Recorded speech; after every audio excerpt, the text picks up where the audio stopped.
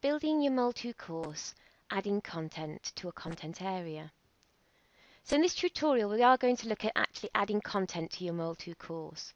And to do that, you need to make sure you're first in a content area. You'll recognize a content area by these three buttons: Build Content, Assessments, and Tools.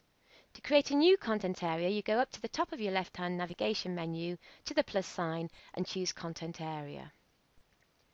So, we're going to first concentrate on the Build Content button and the first two options, which are Item and File. I'm going to upload a document as both an item and a file and show you the differences. So I'll click Item, give it a title,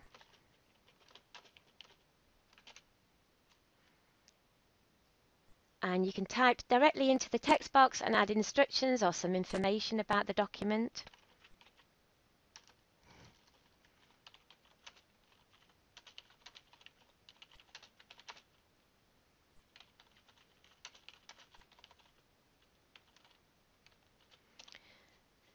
I could just go ahead and click Submit now at the upper right, but if you scroll further down, you'll see there's some more options. And here under number 2, Attachments, you can browse your computer or browse the content collection to upload your document or PowerPoint, etc.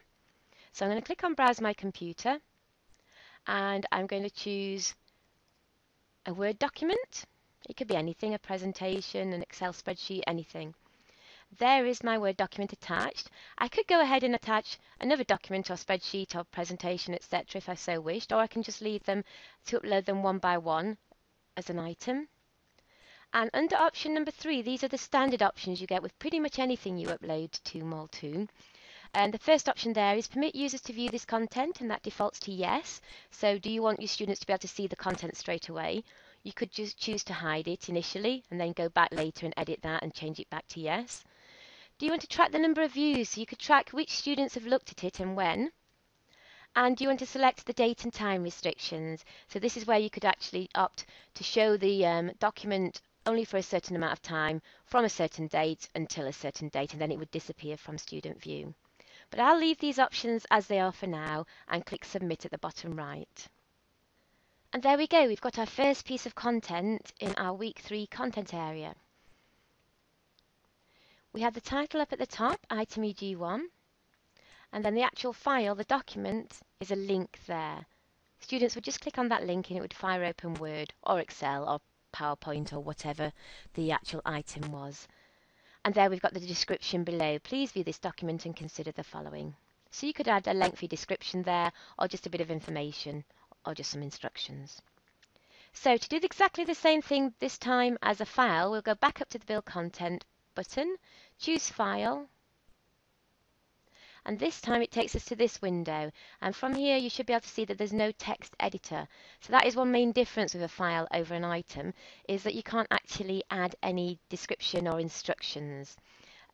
So from here I just go straight away and browse my computer, choose the Word document I want. It will automatically name it under Name. It will give it the same name as my document. I can change this because this is just going to be a link.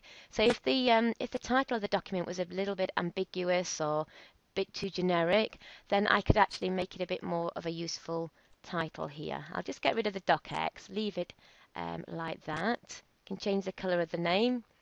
You can opt to open it in a new window if you so wish, but that's not really necessary at this point because it's going to fire open Word anyway. And under the standard options, you've got, as usual, permit users to view this content, track the number of views, or select the date and time restrictions. So again, I'm going to leave them as they are and just click Submit. And there's our second piece of content. Students would just click in this instance on the title and it would fire open Word and they'd be able to see the document. So these two are the easiest ways to upload content into your content area. An item does have an advantage over a file in that it does allow you to add some text, which is certainly advantageous if you have distance learners. Okay, so to move on now, we've also back up to the Build Content button. We've also got options to add audio, images, video, web links, etc. Learning modules, lesson plans, syllabus, course link, SCORM packages if you use them. And then if we hover over to the next column, still in build content, we've got content folder. So if I click on that, we can add a folder in that area. So I'll call this folder EG1. Again, we can add a description. Scroll down and you've got your standard options again. Click submit. And there's your folder. We can click the folder to open it up. At the moment it is empty, but you can see that it is its own content area and has the same 3 buttons to add content. You can navigate back to week 3 from the folder via the breadcrumb trail as well as from the left-hand menu. And you can actually move items, files, any piece of content basically into another folder or even into another link if you so wish. So for example, we could hover over the title here. We see the drop down arrow appear to the right. Click on that and you can go down and choose copy or move. You could leave the item where it is and also make another copy elsewhere in the course, or you could choose to move it to somewhere else in the course. So I'm going to choose move. And here it defaults to the course I'm in. I could actually look at any of the other courses I'm enrolled as an instructor on and choose to move it to one of those courses instead, but I'll leave it in the course I'm actually in at the moment. Click on Browse to choose a destination folder, and in week 3 I'm going to pop that item into folder EG1 and click Submit. It's now disappeared from this page in week 3 and it should be sitting happily when I click on folder EG1. There it is. We're inside folder EG1 and we've got the item inside there. Back to week 3 then. And I may decide that I want to put adaptive release on the file example. So if I click on the drop down next to that one's title and click on Edit, if I scroll down, select date and time restrictions and tick both boxes, and I can choose to show this from the next day and maybe for exactly 1 week, and then it will disappear from student view, and click Submit.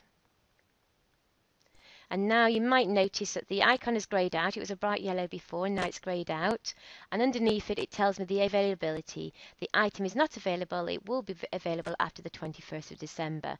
So when students look at that, it will not be visible on their view. I'll turn edit mode off to check that. It should disappear. There we go. Edit mode back on again, and it's back on the page. Back up to build content then, and the other options down here are to add a Flickr photo, a slideshare presentation and a YouTube video. So you can embed a YouTube video directly into Mol2, and you can search for a YouTube video directly from Mol2.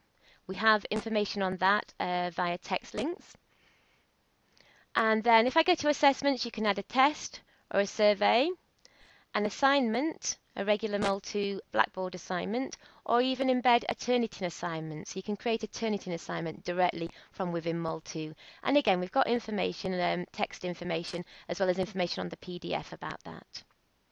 And under Tools, we've got discussion board, blogs, journals and wikis, groups, chat, virtual classroom, etc. So you could add links to any of those tools in a content area.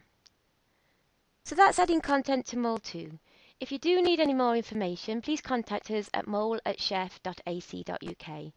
We do have a lot more information via our website, which is shef.ac.uk/kicks/mol2 under the staff heading.